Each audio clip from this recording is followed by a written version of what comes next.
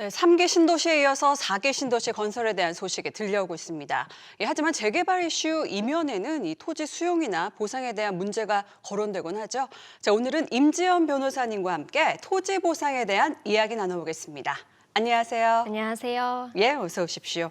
이 재개발 소식이 들리면 해당 지역 주민들의 기대감이 무척 높아지죠. 하지만 이 보상 문제를 두고서는 잡음이 정말 만만치 않게 일어나는 것 같아요. 네, 이 수용이 된다라고 하면 주변에서는 보상금도 받게 되고 또 새 집을 받을 수 있으니 벼락부자가 되는 거 아니냐 이런 말씀들을 하실지 모르겠지만 실상은 아주 많이 다릅니다. 예. 이 대부분은 내가 기대하는 수준에 훨씬 못 미치는 보상금을 받게 되고 또 내가 보상금을 받게 되는 시점에는 이미 인근 지역의 땅값이 너무 올라서 바로 옆 동네로도 이사를 갈 수 없는 현실이 펼쳐지기 때문인데요.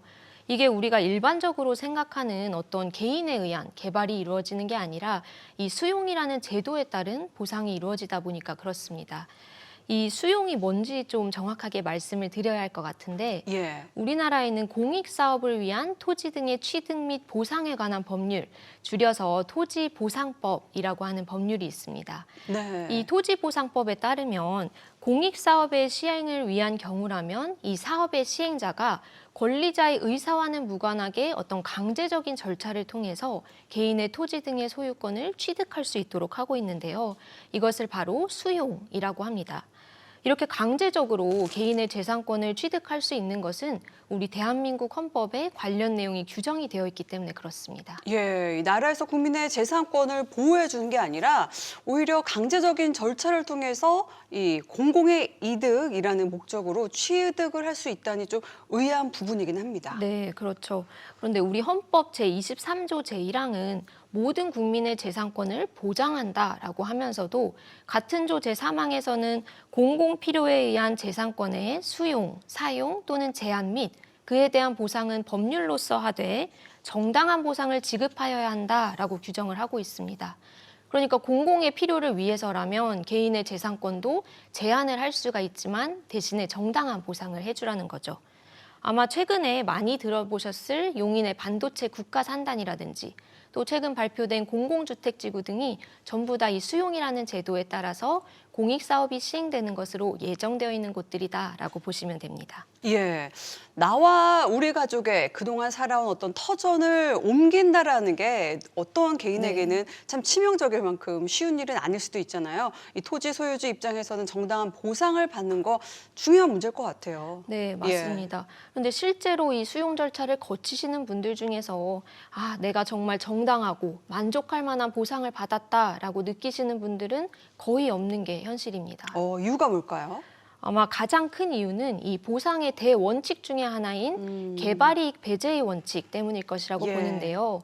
우리 토지보상법 제67조 제2항은 이 보상액을 산정할 경우에 해당 공익사업으로 인해서 토지 등의 가격이 변동되었을 경우에는 이를 고려하지 아니한다라고 규정을 하고 있고 이것을 흔히 개발이익 배제의 원칙이라고 합니다. 그러니까 원주민들에게 보상금을 줄 때는 이 공익사업이 시행됨으로 인해서 발생하게 되는 개발이익은 주지 않겠다는 겁니다. 야, 그렇다면 개발 전의 가치, 시간이 얼마 전이든 그때 가치를 적용한다는 말일까요? 네, 맞습니다. 이 부분을 정확하게 이해하기 위해서는 이 토지의 감정평가 방법을 아셔야 하는데요. 간단하게만 말씀을 드리면 이 편입되는 내 토지의 가격을 산출을 할 때는 내 토지와 이용 상황이라든지 용도 지역 등이 가장 유사하다라고 볼 수 있는 비교 표준지라는 걸 찾아서 이 비교 표준지의 공시지가에 여러 가지 요인을 반영을 해서 내 토지의 가격을 산출을 하게 됩니다. 그러니까 당연히 이 비교 표준지 공시지가가 높을수록 좋겠죠. 그리고 시간이 흐를수록 공시지가라는 것은 오르기 마련이고 또 특히 어느 지역에서 개발이 된다라고 하면 더욱 그렇잖아요.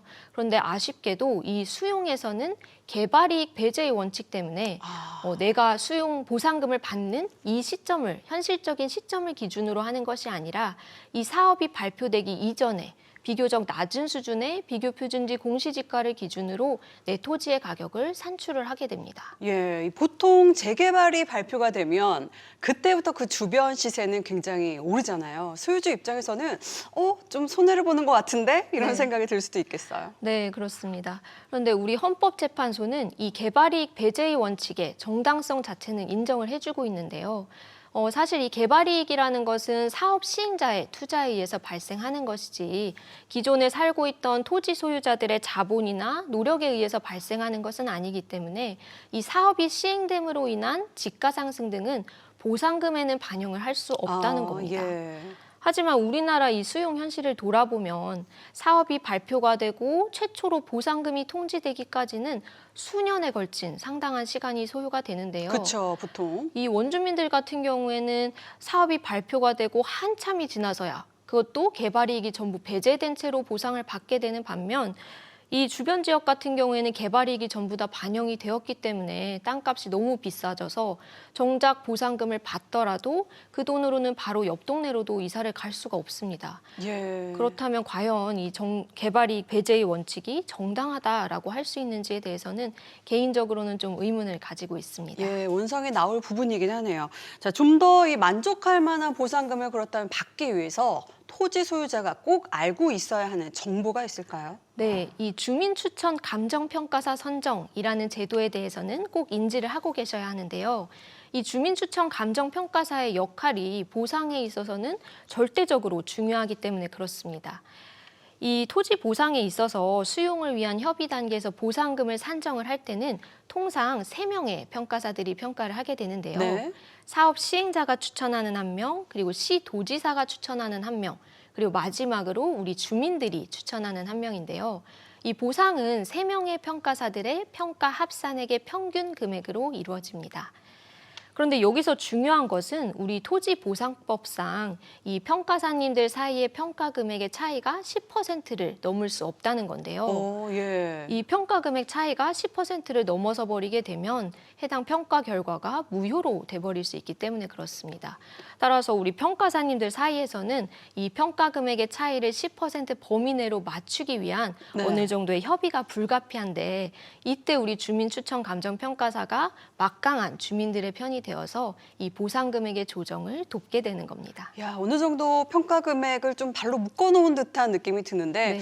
뭐 9.9%까지 격차를 만들어야 할지. 자, 그렇다면 이 주민추천 감정평가사를 선정하기 위한 기준은 또 어떻게 될까요? 네, 이 주민추천 감정평가사를 선정하기 위한 요건 생각보다 까다로운데요. 예. 이 선정을 위해서는 보상 대상 토지 면적의 2분의 1 이상, 그리고 토지 소유자 총수의 과반수 이상이라는 이 2가지 요건을 모두 다 충족을 해야 합니다. 그런데 사실 예전에 작은 마을처럼 서로 다 알고 지내는 것도 아니고 또 부재지수도 굉장히 많다 보니까 이 요건을 충족하는 게 생각보다 쉽지가 않습니다. 그렇게 되면은 사업 시행자가 추천하는 1명, 그리고 시도지사가 추천하는 1명, 이 2명의 평가사만 이 평가에 참여를 하게 되고 예. 결국 우리 피수용자들이 원하는 금액으로 보상을 받기란 점점 더 어려워지는 거죠. 이 전적으로 사업 시행자의 주도하에 이루어지는 이 수용이라는 절차에서 주민추천 감정평가사 선정만큼은 가장 직접적으로 우리 주민들의 의사를 표현할 수 있는 절차인 만큼 우리 피수용자 여러분들께서는 이 주민추천 감정평가사를 선정하기 위한 보다 적극적인 노력을 하실 필요가 있습니다. 예. 자, 끝으로 이 토지 수용 문제로 고민하는 시청자분들에게 전하고 싶은 또 하고 싶은 이야기가 있으실까요? 네. 이 과거 70년대에는 개발 중심주의가 팽배했고 사실 어떻게 보면 이 개발의 필요성도 절실했기 때문에 이 수용이 어느 정도는 당연시 되어 왔잖아요. 그런데 지금은 현실이 많이 바뀌었는데도 여전히 이 수용 제도적인 측면에서는 피수용자들에 대한 고려가 많이 부족하다라는 생각이 듭니다. 우리가 이 개발의 결과물에만 집중하기보다는 그 과정에서 희생될 수밖에 없는 우리 피수용자들의 고충을 우리 사회가 좀 더 관심을 갖고 정당한 보상이 이루어질 수 있도록 하는 제도적 기반이 좀 확충이 되었으면 좋겠고요. 예. 또 사실 살면서 이 수용이라는 걸 한 번도 겪어보지 못한 분들이 대부분이다 보니 그쵸. 수용이 된다라고 했을 때 내가 어떻게 대응을 해야 할지 또 구체적인 절차는 어떻게 되는지 알기가 어렵습니다. 그래서 그냥 사업 시행자와 쉽게 협의를 해버리는 분들도 많은데 또 이 보상금을 증액시킬 수 있는 절차가 법에 마련이 되어 있거든요. 이 토지보상 전문 변호사의 도움을 받는다면 이런 절차들을 좀 더 매끄럽게 진행할 수 있을 것 같고 또 일반인으로서는 알기 어려운 법적인 쟁점이라든지 기존 감정평가의 문제점들을 잘 부각을 시킬 수 있을 것 같습니다. 예. 자, 지금까지 임지연 변호사님과 토지 수용에 대한 이야기 나눠봤습니다. 고맙습니다. 감사합니다.